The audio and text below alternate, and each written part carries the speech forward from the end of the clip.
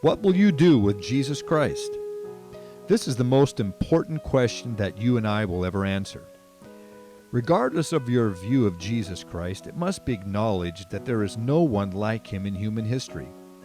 He has affected civilization both on a national and personal level like no other person.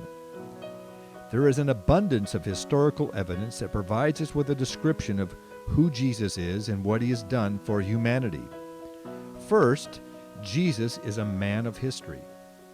The New Testament documents were all written in the first century between 25 to 50 years after the gospel events.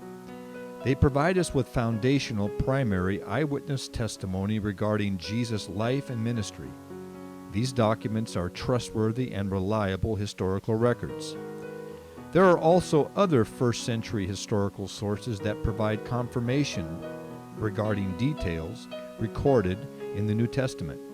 First-century-based information from Jewish religious materials such as the Babylonian Talmud and the first-century Jewish historian Josephus refer to Jesus and other individuals and events recorded in the New Testament. First-century secular historians such as Cornelius Tacitus, Suetonius, Pliny the Younger, and others refer to Jesus and his followers. There are late 1st and early 2nd century church leaders, many of whom had contact with Jesus' disciples. Men like Papias, Polycarp, Ignatius, and Clement of Rome. These men provide a direct link back to the early disciples of Jesus and provide for us a secondary confirmation of the details recorded in the New Testament. Jesus clearly is a man of history. He lived among us. Second, Jesus is the man of heaven. Jesus is more than a mere man. Here is what he said and did.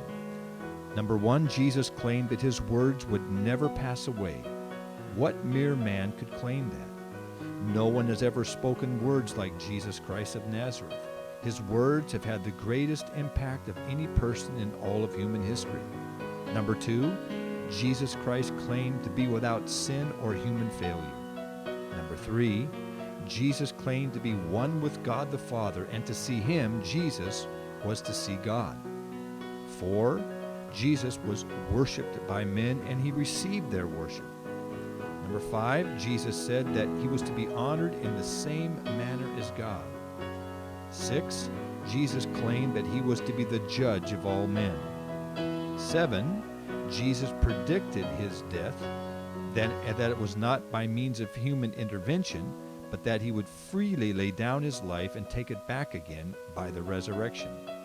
8, Jesus claimed that his death was to be for the ransom to secure the release from sin for all people.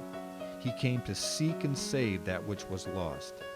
9, Jesus claimed to be the giver of life by his resurrection from the dead. No one can come to know God and have eternal life except through him.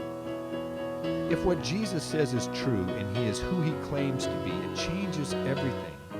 If Jesus is God, then who he is and what he says is of great and primary importance.